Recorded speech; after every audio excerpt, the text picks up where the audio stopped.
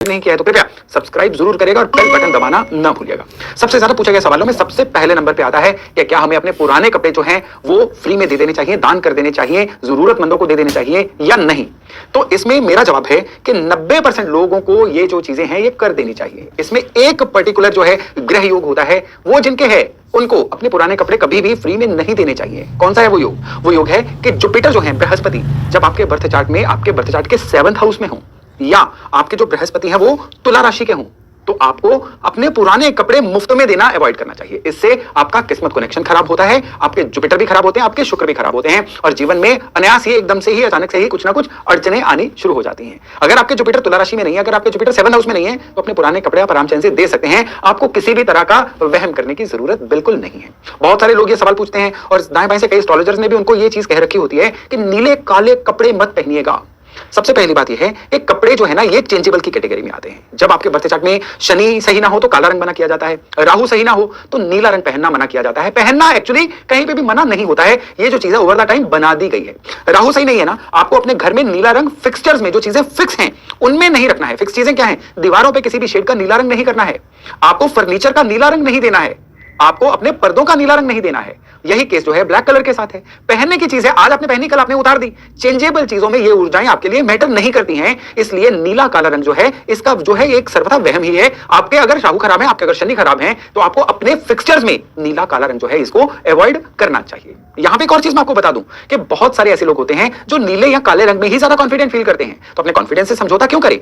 आपके शनि कैसे भी, आपके राहु कैसे भी हैं, नीला काला रंग आप पहन सकते हैं क्योंकि जो चीज बहुत टेम्परेरी बेसिस पे है ना, ग्रहों की ऊर्जाओं को भी आप तक असर देने के लिए कुछ समय चाहिए होता है और जब तक वो समय पूरा होना होता है आप तो कपड़े जो है चेंज कर चुके होते हो। इसलिए इस चीज का बहुत ज्यादा वहम करना जो है आपको मना है। अपने घर के फिक्सचर्स में इन चीजों का जरूर ध्यान रखिएगा। अब एक और चीज आती है कि पूजा पाठ।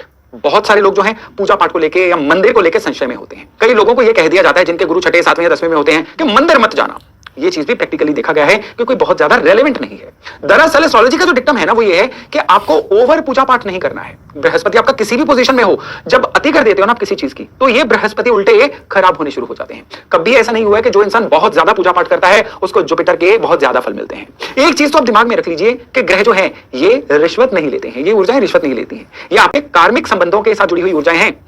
लेकिन लोगों के मन में यह भी एक ध्यान आता है कि कितनी देर पूजा पाठ किया जाए। अब कितनी देर का जो है ये हर एक के अनुसार अपना अपना ही सिस्टम है, लेकिन एक ओवरऑल जो प्रूवन है कि 10 से 15 मिनट पूजा पाठ के लिए बहुत है। ईश्वर ने जो समय आपको एक दिन में 24 घंटे दिया है ना, इसको ज्यादा से ज्यादा कर्म में लगाइए, काम में लगाइए। काम को जो इंसान पूजा समझ लेता है बृहस्पति और शनि उसके जागृत होते हैं, और जो इंसान पूजा को अपना कर्म समझ लेता है उसके बृहस्पति नाराज हो जाते हैं। हाँ, आप पुजारी हैं, पूजा करना आपका काम है, आप पैसा लेके या दक्षिणा लेके पूजा कर रहे हैं फिर सेपरेट केस है। लेकिन आप अगर अपने लिए ही भगवान को लगातार लगातार ध्यान करते ही चले जा रहे हैं तो भगवान इससे प्रसन्न नहीं होंगे। आप सपोज करिए आपकी कोई हाउस हेल्प है, वो आके अगर आपकी तारीफ ही करते जाएं, आपके नाम का चालीसा पढ़ते जाएं तो आप खुश नहीं होगे। आप उनको बोलोगे कि आपको मैं अपने घर का काम करने के पैसे दे रहा हूं, आप वो करिए, मैं उससे खुश होऊंगा। ईश्वर भी यही कहते हैं, उन्होंने आपको दुनिया में काम कर्म करने के लिए भेजा है, अपनी लाइफ में लोगों की लाइफ में फर्क लाने के लिए भेजा है। पूजा पाठ जो है केवल और केवल आप समझिए कि एक गाड़ी है, आप उसका पेट्रोल भरवा रहे हैं, पेट्रोल भरवा के गाड़ी पेट्रोल पंप से निकल जाएगी, अपने काम करने जाएगी। एक ऐसी गाड़ी तो पेट्रोल ही सारा दिन भरवाती रहे, ना गाड़ी का कोई मंशा है, ना ही गाड़ी स्वस्थ रह पाएगी और एक लिमिट के बाद पेट्रोल भी जो है गाड़ी से बाहर आना शुरू हो जाएगा। ठीक है, यही ओवर पूजा पाठ के साथ होता है। तो ओवर पूजा पाठ खाली जुपिटर के पर्टिकुलर पोजीशन के लिए नहीं, आपके बर्थ चार्ट के किसी भी तरह के बृहस्पति के लिए खराब है। बृहस्पति तो होता ही किस्मत कनेक्शन है, इसलिए पूजा पाठ को लिमिट करिए, जितना करना है फोकस के साथ करिए, उस डिवाइन से कनेक्ट करिए, उनसे ईंधन मांगिए आज के दिन का, शुक्राना अदा करिए कि आज का दिन आपको देखने दिया। बस इतना भर करना जो है ना आपके जुपिटर को जागृत करेगा और आपके किस्मत कनेक्शन को बहाल करेगा। बहुत सारे लोग ना ये पूछते हैं कि ओवरऑल प्रॉस्पेरिटी के लिए क्या किया जाए। ओवरऑल प्रॉस्पेरिटी के लिए यूं तो देखिए कोई ब्लैंकेट स्टेटमेंट नहीं है, हर एक की अपनी अपनी परिभाषा है प्रॉस्पेरिटी की। कोई स्वास्थ्य से, कोई खुशी से, कोई पैसे से या कोई संबंधों से प्रॉस्पेरिटी को जोड़ के देखता है, सेटलमेंट को जोड़ के देखता है। लेकिन एक ओवरऑल जो है ना वो है कि जब भी अमावस हो, पूर्णिमा हो और संक्रांति हो, ये 3 डेट्स का ध्यान रखिएगा। जब भी अमावस हो, संक्रांति हो और पूर्णिमा हो, इन तीनों डेट्स का हमेशा अपने मोबाइल में रिमाइंडर लगा लीजिए। अमावस का मतलब है नो मून, अमावस की रात, यानी जब ना सूरज हो ना चंद्रमा हो। इस दिन आप शिव मंदिर में जाके आप घी का दिया जला के आइए, हर अमावस पे इसको करिए। अगर आपके चार्ट में पितृदोष भी होगा ना वो भी टल जाएगा। आपके जीवन में बड़ी से बड़ी बाधा होगी ना, 10 से 11 अमावस तक बड़ी से बड़ी बाधा टलती हुई देखी गई है। कई निसंतान लोगों को इस उपाय से संतान मिली है। कई ऐसे लोग जो एक कर्जे के दुष्चक्र में फंस गए थे, उनके जीवन में धन के आगमन शुरू हो गए। कई ऐसे लोग जिनके ऊपर दवाई असर नहीं कर रही थी इस उपाय के बाद, क्योंकि ये चीज जो है पितरों की कृपा से जुड़ी हुई है, ये चीज जो है देव कृपा से जुड़ी हुई है। कई बार केवल इसी वजह से आपके जीवन में कैसी अड़चनें आती हैं जिनका समाधान नहीं होता है। और रही बात पूर्णिमा की, पूर्णिमा पे मून जो है ना ये पूरी तरह से अपने आप में होते हैं, चंद्र की साक्षात कृपा उस दिन बरसती है। तो पूर्णिमा वाले दिन का एक रिचुअल रखिए कि खीर बना के आप लोगों में बांटिए। हर पूर्णिमा पे थोड़ी सी खीर आप लोगों में बांट दीजिए, यानी खाइए और खिलाइए, इतना भर करिए। ये जो उपाय है हर पूर्णिमा पे करेंगे ना, आपके जीवन में, क्योंकि चंद्रमा तन मन धन तीनों से जुड़े हुए हैं, ये तन को भी स्वस्थ रखेगा, धन की कृपा भी बरसेगी और मन भी जो है खुश रहेगा, स्वस्थ रहेगा। और मन स्वस्थ रहेगा ना तो जीवन की 90% दिक्कतें तो अपने आप सुलझनी शुरू हो जाती हैं। और संक्रांति हम सभी को पता है कि जिस दिन सूरज राशि परिवर्तन करते हैं, हर महीने की करीबन 13 से लेकर 17 के बीच में संक्रांति की तिथि आती है। आप कैलेंडर से, आप ऑनलाइन चेक कर लीजिए, मोबाइल में रिमाइंडर लगा के रखिए। मोबाइल पे रिमाइंडर लगाना मैं इसलिए कहता हूं क्योंकि आज की डेट में मोबाइल सभी के पास होता है और मोबाइल से बढ़िया आपको रिमाइंडर पे और चीज दे नहीं सकती है। तो मोबाइल पे रिमाइंडर संक्रांति का लगा के रखिए और संक्रांति वाले दिन आप किसी जरूरतमंद को, किसी गरीब को आप राशन जरूर दीजिए। कोई ना, आपने पूर्णिमा, अमावस और संक्रांति इन तीनों को सही कर लिया ना, आपके जीवन से कभी भी प्रॉस्पेरिटी, खुशियां खत्म नहीं होंगी। आज का वीडियो बड़ा जबरदस्त जा रहा है क्योंकि आज आपके सबसे ज्यादा पूछे जाने वाले मैं सवालों के जवाब दे रहा हूं। तो अब अगले सवाल की तरफ चलते हैं। कई लोग मेरे से पूछते हैं कि हमें सर किस तरफ करके सोना चाहिए। देखिए, सर किस तरफ करके सोना चाहिए उसके लिए वास्तु का एक बेसिक रूल है, नॉर्थ पोल और साउथ पोल दुनिया के। तो नॉर्थ की तरफ सर करके सोना, अब कहते हैं ना ऑपोजिट्स अट्रैक्ट ईच अदर।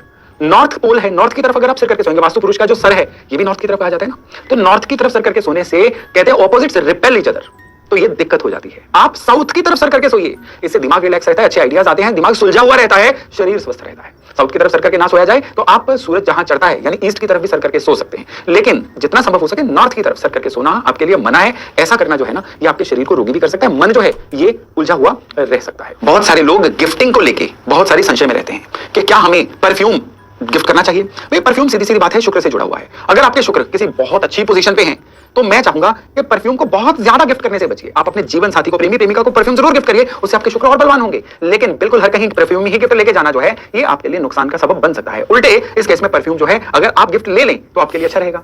यूं ही अगर आपके बुध बहुत अच्छे हैं तो स्टेशनरी को गिफ्ट करना आपके बुध को डाइल्यूट करेगा, स्टेशनरी का गिफ्ट लेना आपके लिए अच्छा रहेगा। बृहस्पति बहुत अच्छे हैं तो धार्मिक किताबों का गिफ्ट मत करिए, धार्मिक किताबें गिफ्ट में लीजिए। राहु बहुत अच्छे हैं तो आपको जो बिजली का सामान है इसको गिफ्ट लेने से बचना चाहिए। राहु खराब है तो बिजली का सामान गिफ्ट दीजिए।